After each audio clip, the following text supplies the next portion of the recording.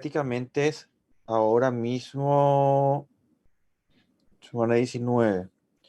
Si la función secretoria del tubo digestivo y absorción en el tubo digestivo, prácticamente es eso. La última vez nos quedamos por el camino en una de las clases.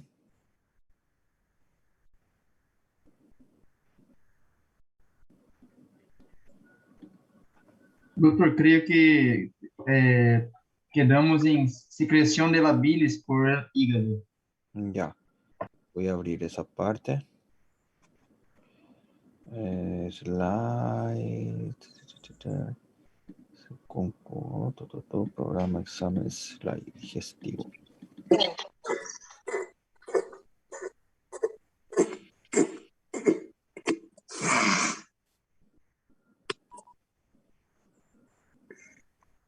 Fiorella, tu micrófono.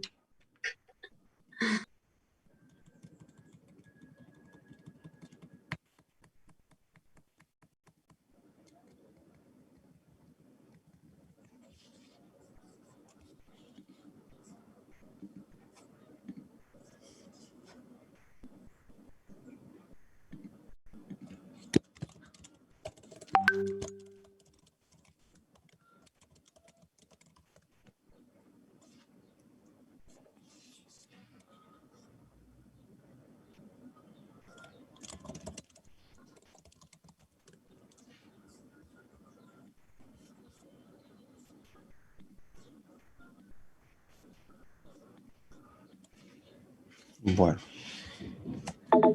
creo que era en este contenido lo que nos quedamos, ¿verdad? Ya hablamos de la fase cefálica, secreción pancreática, ¿ya? Que la secreción pancreática está inactivada dentro del páncreas y que la activación se da a nivel de duodeno, ¿ok? Cuando entra en contacto justamente el tripsinógeno con la enterocinasa y esto termina activando el tripsinógeno a tripsina y me genera la cascada de activación de las enzimas pancreáticas, ¿ok? Muy bien. En el caso de la secreción pancreática, nosotros vamos a tener que el páncreas, así como también las vías biliares y el duodeno, tienen la capacidad de secretar bicarbonato. Esto para tratar de compensar justamente el, el quimo ácido que está llegando desde el estómago. Entonces, esa secreción nosotros vamos a ver que se da en base a que bicarbonato, creo que esta parte hablé también, pero repito, bicarbonato que logra por difusión simple pasar la membrana basal, ya sea de los conductillos celulares, de los enterocitos, ¿okay? Tanto pancreáticos y de vías biliares, en el caso de los conductillos, vamos a tener que ese CO2 pasa por difusión simple, reacciona con el agua gracias a un acelerador que es la anhidrasa carbónica, un acelerador catalítico, y me genera ácido carbónico débil. Esto se disocia en protón de hidrógeno y bicarbonato. El protón de hidrógeno pasa al torrente sanguíneo por un intercambiador hidrógeno-sodio.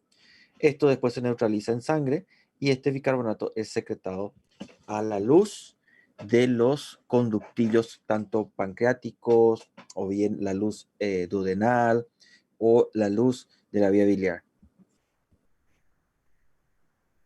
En cuanto a cómo se da el mecanismo de control de la secreción pancreática, se da gracias a la producción de acetilcolina, ¿ya?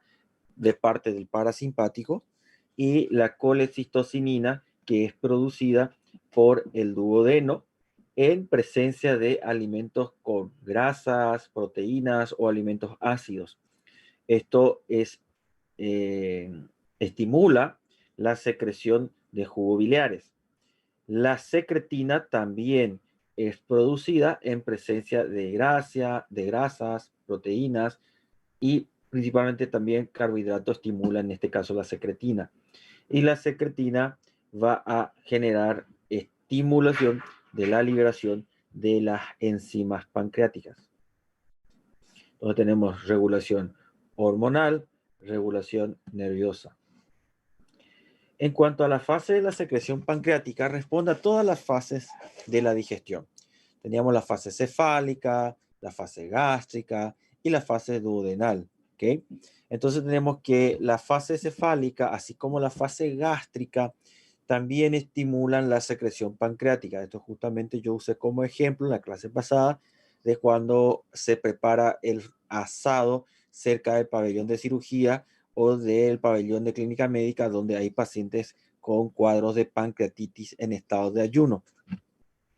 O cuando se hace contrabando de comida de parte de los familiares hasta la sala y no necesariamente para darle al familiar, sino que se sientan a comer frente al familiar, ¿sí? Que está en ayunos y con una pancreatitis y me está estimulando la fase cefálica, ¿ok? Ellos no saben eso, pero nosotros sí sabemos, o en teoría deberíamos de saber si entendemos de fisiología. ¿Estamos? Entonces, de estas fases no van a zafar, necesitan saber estas fases. Repito, nadie pasa fisiología sin saber la fase de la digestión.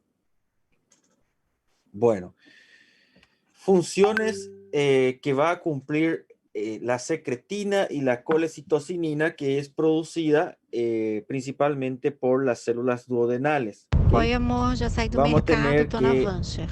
Você já se en el liberou caso, aí? Quer el que eu vá ácido até em que casa ou te pego proviene na del portaria? estómago al duodeno, ese quimoácido tiene la capacidad de estimular la secreción de la secretina, ¿ya? Vale la redundancia.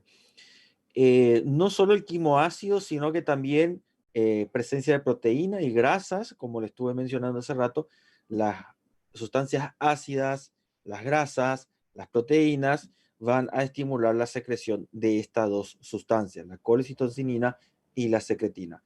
Pero ambos cumplen papeles diferentes, ¿ya?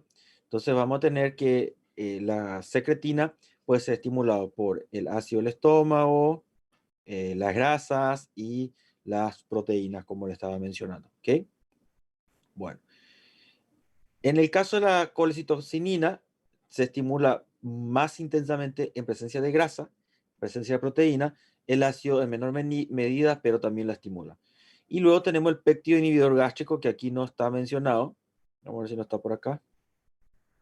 El péptido inhibidor gástrico, que cuando ingresa un quimo muy ácido o ingresa un quimo con abundante contenido en grasas o triglicéridos, esto estimula la liberación de péptido inhibidor gástrico, así como también colecitocinina y secretina, pero el péptido inhibidor gástrico va a actuar sobre el estómago para inhibir la motilidad gástrica y enlentecer el vaciamiento gástrico. Le da tiempo al duodeno y al sistema pancreato biliar duodenal de realizar su función, que es la de saponificar las grasas y permitir su absorción. Pero se requiere de tiempo. Entonces debemos enlentecer el vaciamiento gástrico. Y el que cumple esa función de enlentecer el vaciamiento gástrico es el péptido inhibidor gástrico y en menor medida también lo hace la secretina. Luego tenemos que la secretina y la colecitocinina pasan al torrente sanguíneo, ¿tá? Van a viajar por vía arterial y va a distribuirse en dirección al páncreas y al estómago, ¿ya? La secretina va a producir abundante liberación de jugo pancreático, ¿ya? Y este jugo pancreático va a contener tanto las enzimas pancreáticas per se, pero también va a tener abundante bicarbonato, ¿ya? Entonces, la secretina actúa a nivel del páncreas para liberar el contenido pancreático en dirección al duodeno, ¿ya? La colecitocinina, sin embargo, va a actuar a nivel de la vesícula biliar, va a estimular la contracción de la vesícula biliar para que se libere su contenido en dirección al colédoco y venga a desembocar a nivel de la ampolla de váter, donde se va a dirigir ya prácticamente a la luz duodenal y, bueno, realizar el proceso de digestión.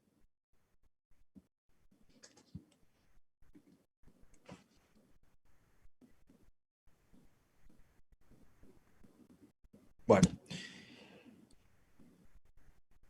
en este caso vamos a ver que es casi el mismo ejemplo, ¿ok? De lo que le estaba mencionando ya prácticamente. Entonces, en este ya nos combina una inervación simpática, sin embargo, aquí también nos mostraba la inervación vagal, ¿verdad? Nos habla muy poco nada más, pero el nervio vago también puede estimular por acción parasimpática la liberación del contenido pancreático, así también como aumentar la secreción pancreática. Y esto va a responder más bien a la fase cefálica y a la fase gástrica, ¿ok? Bueno, a nivel duodenal, ¿qué va a pasar cuando está la sustancia o el alimento a nivel duodenal? Vamos a tener entonces que el estímulo vagal de la fase cefálica ya va a iniciar contracción de la vesícula antes de que la comida llegue al duodeno, por la fase cefálica. ¿Okay? Incluso cuando ya tenemos la comida en el estómago y me desencadena la fase gástrica, todavía no llegó quimo al duodeno, pero ya por el nervio vago me está estimulando secreción biliar. Es decir, que la digestión o la activación del sistema digestivo arranca completamente en un 20-25% con la fase cefálica. Ver la comida, escuchar cómo esa comida se frita o asa en la parrilla, oler la comida, ¿ya? A ver, ¿qué más? Bueno, principalmente eso, ¿verdad? Entonces, esos mecanismos que son estímulos sensoriales que ingresan por vía aferente, ya me activa y me desencadena lo que nosotros denominamos fase cefálica, que depende de la secreción de ácido clorhídrico, ya me va a estimular la liberación de enzimas pancreáticas, ya me va a generar peristaltismo del conducto pancreático de Wilson y también contracción de la vesícula.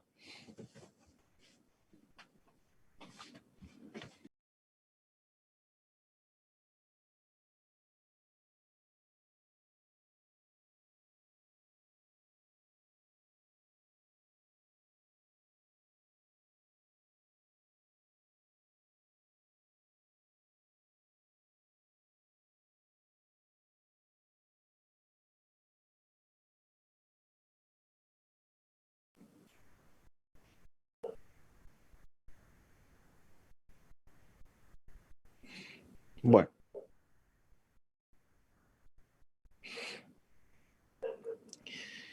ok. Una vez que vemos que hay un estímulo entonces vagal, que es un control nervioso, ¿ya? Vamos a tener que el estímulo de la secreción de sales biliares también puede ser estimulado por el nervio vago. Vamos a tener que la contracción de la vesícula puede ser estimulado por el nervio vago, pero no solamente por eso, sino que también por la colecitocinina, que va a estimular la contracción y liberación del contenido de la vesícula biliar. Ahora, sí, O que passa quando a pessoa não tem a vesícula? ¿cómo?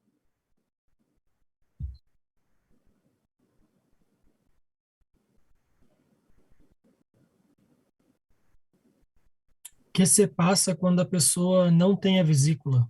Nada, la colecitoquinina se libera igualmente, lo que genera es contracción a nivel del colédoco para liberar el contenido prácticamente, ¿ya? Cuando la persona se queda sin vesícula, normalmente el hígado trata de compensar produciendo mayor cantidad de sales biliares, ¿ok? La digestión de la grasa obviamente ya se afecta, no es la misma digestión una persona que aún tiene la vesícula en comparación a otra persona que ya no tiene la vesícula. Graças. ¿Sí? Bueno, entonces, nosotros tenemos que el estímulo puede llegar por vía hormonal o puede llegar por vía nerviosa. En el caso de la colocitoquinina me genera contracción de la vesícula biliar, contracción del esfínter Ori en menor medida, perdón, contracción del colédoco en menor medida para liberar y desembocar a nivel del esfínter Odi. La colecitocinina también me genera relajación del esfínter Odi. Eso ya ayuda junto con la secretina a liberar enzimas pancreáticas y a liberar sales biliares a nivel de duodeno. ¿Ok?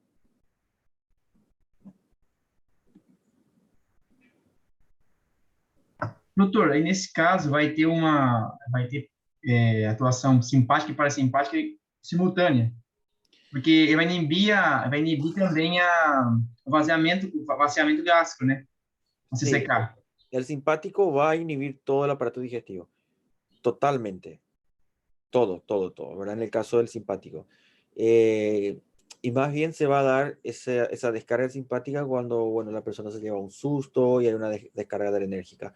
Pero la mayor veces lo que está actuando a nivel de aparato digestivo es el parasimpático, ¿sí?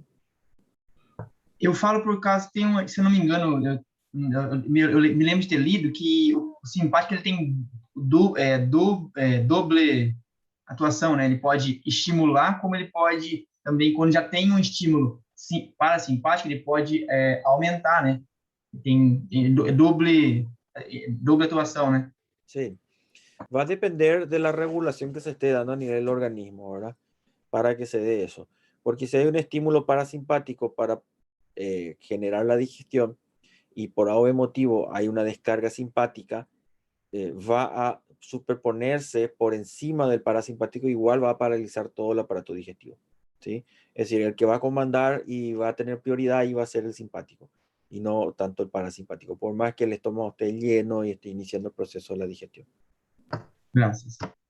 Bueno, bueno entonces,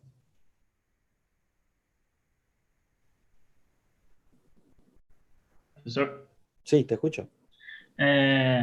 Então, ali o esfíncter, ele fica fechado o tempo todo, né? Porque o fígado fica produzindo a bilis, essa bilis vai ficar no reservatório, né? A vesícula biliar é um reservatório. Então, ele fica fechado para esse reservatório encher, por exemplo, isso. Daí, quando a colecistectomia funciona, daí ele abre, ele relaxa o esfíncter. Y libera contenido, sí. Entendi, graças. Ya. Bueno, este es un mecanismo fisiopatológico por el cual se suele dar la formación de cálculos. Las causas principales de formación de cálculos biliares, por ejemplo, una excesiva absorción de agua, ¿ya? Formación excesiva de sales biliares, exceso de colesterol, que me da los cálculos de colesterol, ¿ok? Y en el caso, hay veces se da inflamación del epitelio vesicular. Hay otras causas, estas no son las principales. Por ejemplo, cuando una persona desciende bruscamente de manera importante de peso, también se forman cálculos biliares, ¿ya? No es exclusivamente esto, pero hay otros factores que pueden generar la formación de cálculos biliares. El embarazo es otro también que predispone a la formación y mayor incidencia de cálculos biliares por cuestión hormonal. Bueno, secreción del intestino delgado, vamos a tener que el intestino delgado secreta principalmente moco. Eso ya vimos que todo el epitelio digestivo prácticamente secreta moco. Vamos a tener que las primeras porciones del duodeno, prácticamente tenemos en la segunda porción la ampolla de váter y en algunos casos el accesorio y el esfínter de Santorini. Y la primera porción de duodeno se caracteriza, primera y segunda porción se caracteriza por una secreción importante de un moco alcalino, con la intención obviamente de neutralizar ese quimoácido que está llegando del estómago. Existen la secreción de la glándula de Brunner, ¿ya? Estudian bastante esto en histología, se ve en las láminas, ¿ya? Esta glándula puede ser estimulada principalmente por contacto del alimento con el epitelio duodenal, ¿ya? Por estímulo nervioso, dependiente del nervio vago, estímulo hormonal, y ahí entra la secretina de vuelta, ¿ya? Y que lo inhibe, obviamente, es de nuevo el simpático. ¿Qué función cumple estas glándulas? Y prácticamente la de proteger el epitelio duodenal de los jugos ácidos provenientes del estómago, ¿ok? Secretan moco alcalino, es un moco que tiene grandes concentraciones de bicarbonato. Luego tenemos las criptas de Leverhulme, ¿ya? Estas criptas por histología sabemos que están ubicadas a nivel de las vellosidades intestinales, ¿sí? Se caracteriza por tener forma caliciforme y su función es secretar moco, ¿sí? También secretan moco. Bueno, aparte de moco, puede secretar grandes cantidades de agua que tienen electrolitos y su pH es alcalino, ¿ok? O sea, también secreta moco alcalino. La función de todo esto es proteger el duodeno o el epitelio duodenal del quimo ácido que viene del estómago. Sabemos que el estómago necesita ser ácido para permitirnos la digestión de los alimentos y la degradación de esos alimentos que ingresaron y formar el quimo. Entonces, lo que hace nuestro organismo por evolución fisiológica es producir moco alcalino para protegerse. Bueno, como dijimos, la digestión no termina en el estómago, la digestión continúa a nivel del duodeno y yeyuno ilio. ¿Por qué? Porque los enterocitos también secretan enzimas. En este caso, secretan enzimas peptidasas, ¿ya?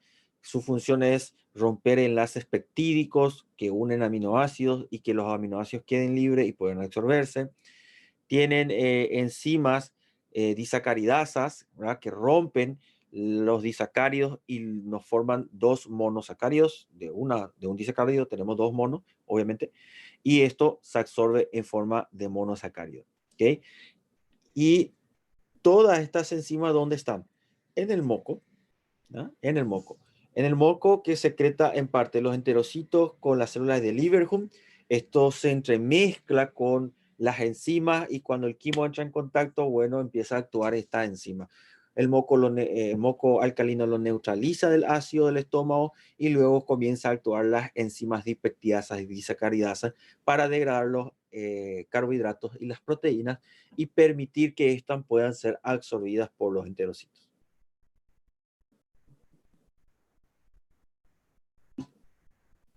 Professor, Sí. Sabemos que que o hígado produz 1 litro de bilis por dia, não? Uh-huh. Em condições normais. Quando uma pessoa está com jejum intermitente, assim, a longo prazo, como é a fisiologia desta interação da bile com o intestino delgado assim, como se passa? ¿Cómo así? Não, porque esse 1 litro de bile é em condição normal, né? Com a pessoa alimentando-se regularmente, ou não? Sí. La producción fisiológica de bilis es esa. Sim, quando a pessoa está com jejum intermitente, não se produz esse tanto de bile. Depende, esto responde a estímulo hormonal, como le estaba viendo, es arco reflejo. Necesitamos un estímulo que es la presencia del alimento para que esto se dé. Si no, la bilis queda almacenada en la vesícula. Beleza. Bueno, la regulación de la secreción intestinal va a ser por reflejo nervioso local, ¿ya? El de primer orden que estábamos hablando, que es el entérico, ¿sí? Y este reflejo nervioso, o arco reflejo, como estaba diciendo, es similar, el reflejo nervioso entérico, comanda secreciones digestivas, duodenales y también peristaltismo, obviamente, ¿verdad? Porque va a actuar sobre ambos plexos de inervación, que es del Meissner y de Aurach. Bueno, ¿quién lo va a estimular? Arco reflejo. Composición del alimento, el contacto del alimento con la superficie del duodeno, ¿ya? Un quimoácido que irrita levemente, pero se neutraliza. Bueno, esos ya son estímulos, ¿ok? El quimo cuando entró a duodeno y es levemente ácido, ya automáticamente por arco reflejo aumenta la secreción de bicarbonato, ya se estimula la liberación de bicarbonato del páncreas y de las vías biliares y esto ya está neutralizando ese quimo, ¿sí? Si está llegando abundante quimo, bueno, el péptido inhibidor gástrico va a inhibir el vaciamiento gástrico, ¿ok? El péptido inhibidor gástrico aumenta el tono del esfínter pilórico y me inhibe el peristaltismo gástrico. O sea, esa es la función que cumple. Entonces no pasa más el quimo hasta que se pueda absorber, digerir o neutralizar ese quimo.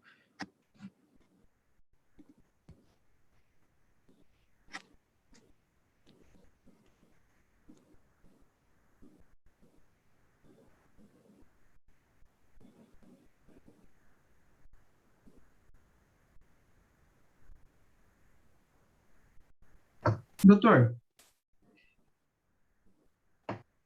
Sí. o que não quedou claro para mim aqui no livro é a respeito da secreção do intestino delgado, a respeito da estimulação simpática das glândulas de Brunner. Quando ele fala que essa estimulação simpática é provável que essa estimulação deixe desprotegido o bulbo duodenal, por isso que dá geralmente úlceras pépticas, eu não entendi por qual motivo. Como assim? Então, o Guyton fala que lá a estimulação simpática inibe as glândulas de Brunner. Sim. Aí, portanto, é provável que a estimulação deixe desprotegido o bulbo duodenal, né? O que eu queria entender é o seguinte, no caso, ela vai inibir as glândulas de Brunner, beleza. Só que vai continuar chegando, mesmo assim, como fala, ácido, que vai gerar a úlcera péptica, nesse sentido? Sí. E vai inibir só a glândula de Brunner?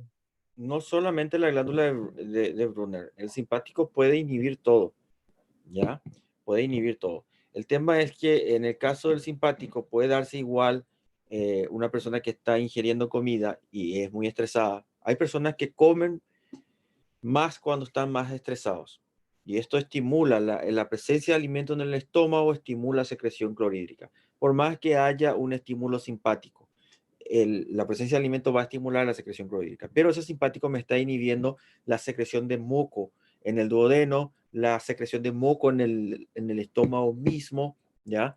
Entonces se puede dar la formación de úlcera gástrica o de úlcera duodenal por ese mecanismo.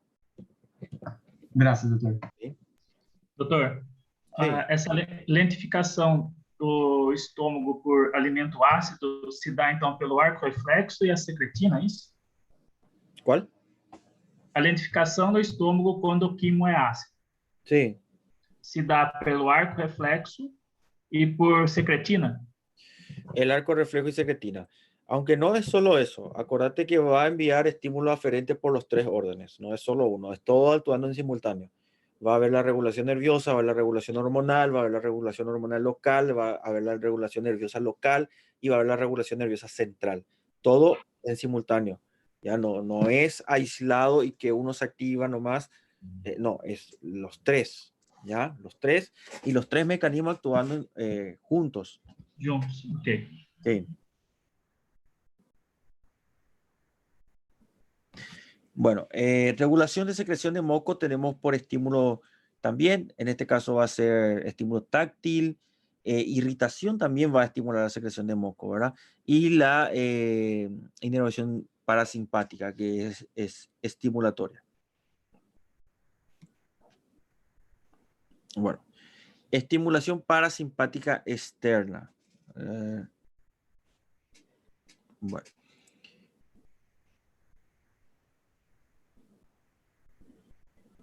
Bueno, en el caso de este fenómeno, responde más a trastornos emocionales.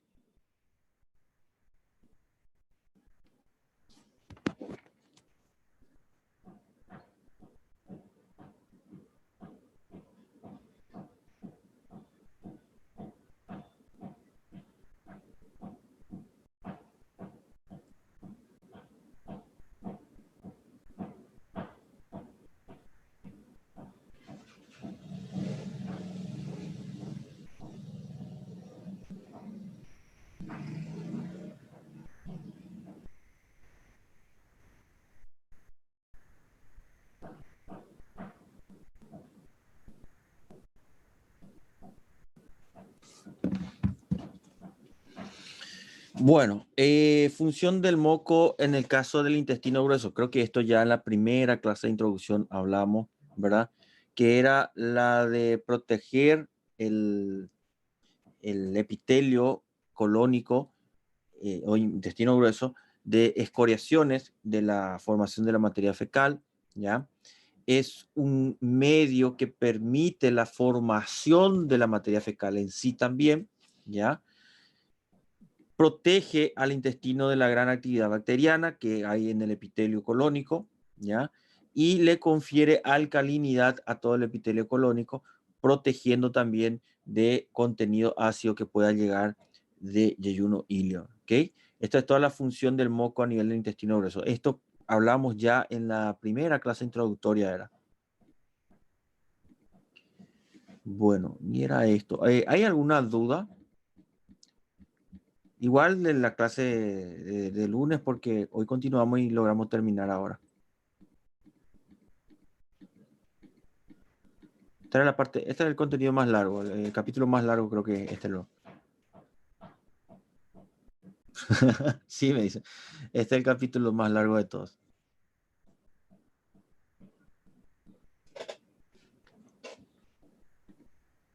Era aquí el chat.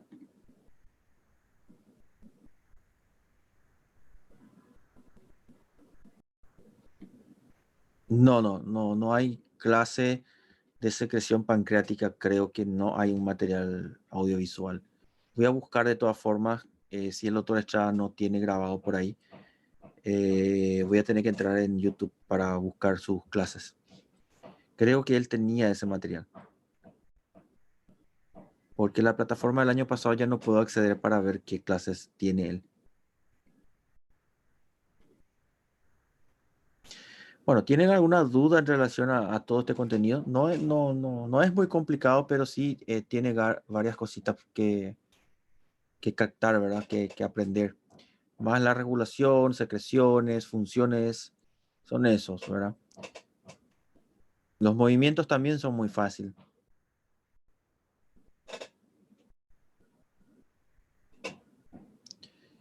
Bueno, si no tienen ninguna duda, vamos a dejar por aquí la clase.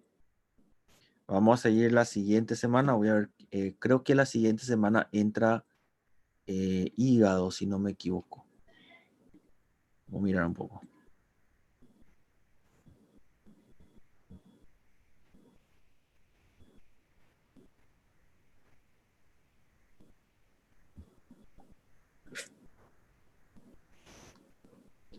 La siguiente semana entra hígado y regulación energética y de hambre saciedad. ¿Sí?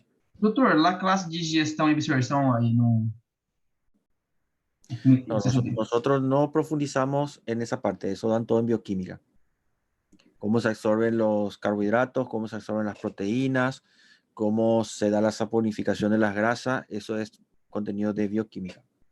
Nosotros llegamos hasta la regulación hormonal que se da en respuesta a la presencia de esos tipos de alimentos, ¿sí?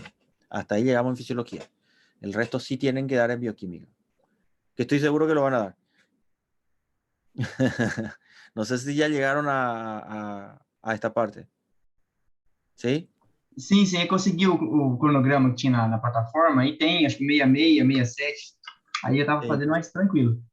Sí, ese es el contenido el programa académico de ustedes lo pone en bioquímica, ¿sí? No lo pone en fisiología. Mas vai ser cobrado esse capítulo na prova, doutor? Porque tá no nosso cronograma. ¿Cuál? No caso que ele estava falando 66, digestão e absorção no tubo digestivo. A ver. Funciones secretoras, digestión y absorción del tubo digestivo. Sí. No, en el caso, lo que máximo nosotros vamos a tocar, si preguntamos, es por qué vía se absorbe los monómeros de carbohidratos y los aminoácidos, ¿ya? Más que eso, no. La saponificación sí es netamente bioquímica. El proceso de digestión de grasas, ¿no? Por los kilomicrones y todo eso, eso sí es bioquímica. Pero máximo nosotros tocamos la absorción que se va a dar de los monómeros de carbohidratos, ¿ok? Y los aminoácidos, ¿sí? Más que eso no damos. Y después ya son todos los mecanismos de regulación que estuvimos viendo en esta clase, ¿ok? Seria mais general, então, assim, só mais Es que más é? general. Nosotros Perfecto. no profundizamos en esa parte, ¿sí? Las enzimas también creo que ustedes dan en bioquímica. ¿Qué enzima va a actuar para la ruptura de los enlaces 1,4 carbonado y 1,6 carbonado, ¿verdad? ¿Sí? Ok, eso sí, eso todo es bioquímica. Para alegría de ustedes. Ay, ay, ay. Bueno, le dejo, chicos. Que tengan un excelente fin de semana. Nos vemos el lunes. Chao, chao. Le dejo el examen ahí, la evaluación. Ya es para que pongan a prueba su conocimiento. Pues es infinito intento. Cuantas veces quieran pueden hacerlo. ¿Está? Chao, chao. Gracias, Tá tchau, tchau. bom. Graças, doutor.